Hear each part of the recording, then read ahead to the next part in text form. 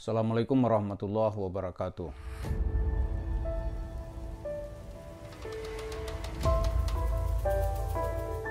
Pak pemirsa, melanjuti video kita sebelumnya ketika saya menawarkan supaya Zaini Mustafa berdamai dengan Yusuf Mansur. Satu, sebetulnya tidak ada itu prasangka apa-apa gitu ya.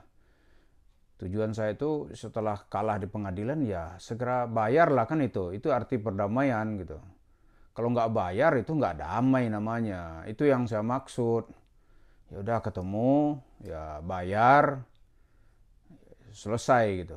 Tapi ternyata semalam saya nonton Thayyibah Channel dari Pak Darso. Rupanya ternyata ya Yusuf Mansur itu sudah menghubungi Zaini Mustafa. Dia minta perdamaian tapi aneh sekali gitu. Akhirnya saya telepon juga Pak Zaini gitu. Ternyata benar dia menghubungi. Tapi dari poin-poin yang dia bicarakan itu, ini orang ini udah kalahnya masih ngancam gitu. Udah kalah, ngancam. Kalau seri aja loh, dia udah pesta. Apalagi menang. Penggugatnya ini nggak cukup datanya nih. Kan NO lah misalnya peradilan itu. Artinya datanya tidak cukup, harus diajukan lagi. Wah dia sudah membuat press release gitu. Bukan main senangnya. Apalagi menang gitu. Oh, menang dia udah jumpalitan kali ini. Jadi cerita-cerita agama, cerita perdamaian, ternyata saya salah gitu. Ini orang nggak ada di otaknya cerita damai. Yang ada itu bagaimana meraup uang, udah itu aja. Sudah kalah dia di pengadilan, dia mengancam Zaini Mustafa. Kalau WA saya ini sampai ke yang lain gitu, nggak ada lagi perdamaian. Ini kalau nggak ada perdamaian itu mau apa? Mau apa? Mau ribut?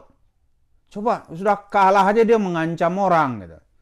Masih kan baik-baik gitu. Islah namanya. Ini enggak. Satu sisi dia mengajak berdamai, satu sisi yang lain dia ajukan banding. Nah, kalau banding mah nggak ngajak damai. Mulai saya sadari, oh ternyata saya lihat video-video yang lalu tuh ternyata memang si Jam'an Nur Khatib Mansur ini nggak ada dalam dirinya itu rasa kasihan atau rasa berdamai dengan orang lain, nggak ada. Dia baru mau membayar gitu. Pertama, nyawanya terancam. Itu iya, dia bayar itu. Yang kedua, fisiknya terancam. Saya di penjara dia, baru dia bayar itu. Tapi kalau biasa-biasa ini kan kasusnya ini kasus perdata. Paling dia bilang gitu aja. Maka saya buka-buka pasal kemarin tuh. Ini perdata, ini negara punya kekuatan nggak? Ternyata bisa. Kasus perdata itu bisa berubah menjadi pidana. Jadi saya lihat, wah enggak ada dalam hati itu mau damai kayak sekali gitu. Biar masalahnya selesai. Enggak, dia ternyata happy dengan masalah.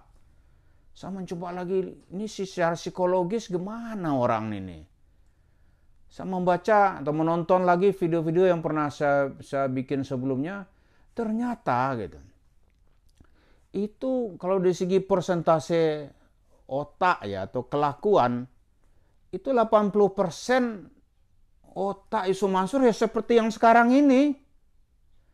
Yang disebut oleh Iqbal tuh otaknya otak maling gitu. Kalau dia disebut maling ya otaknya otak maling. Dan itu dia buktikan dengan riwayat hidupnya.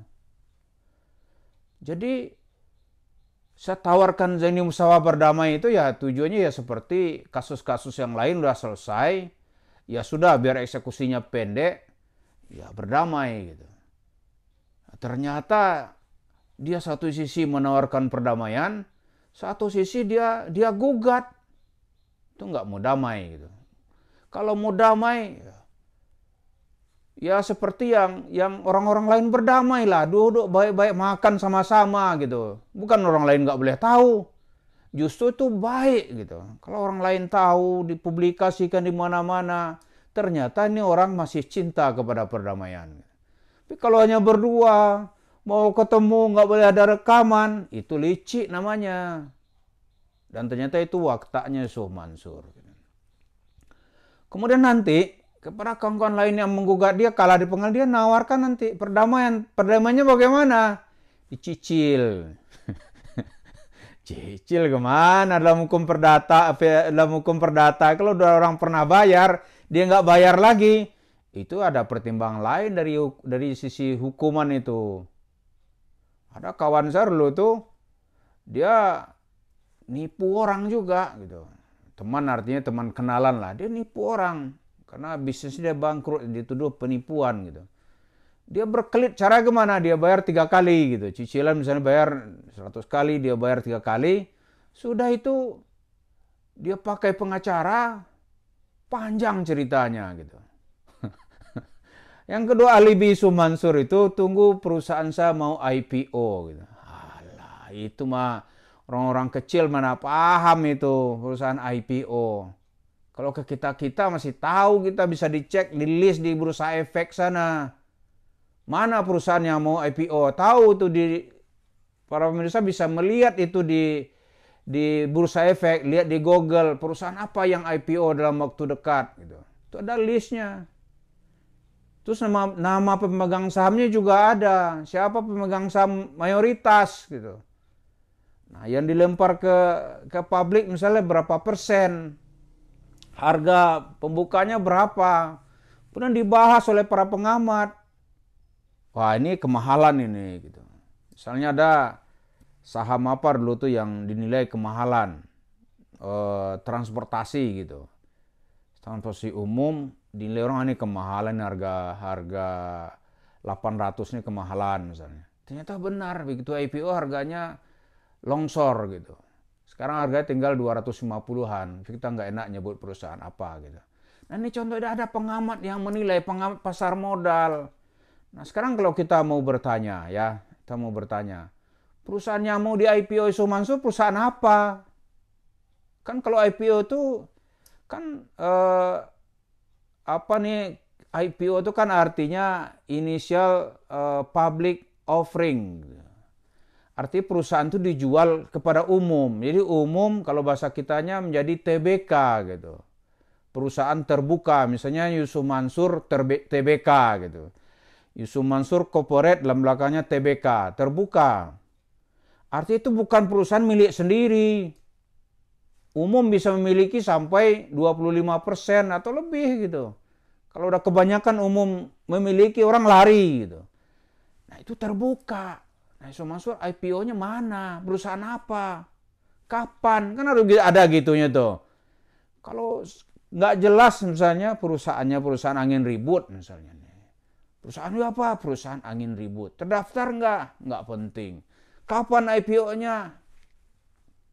Menjelang dunia kiamat. Itu utangnya kapan bayar? Kapan-kapan. Nah, itu bentuk lain dari cerita orang-orang mau licik, mau nipu.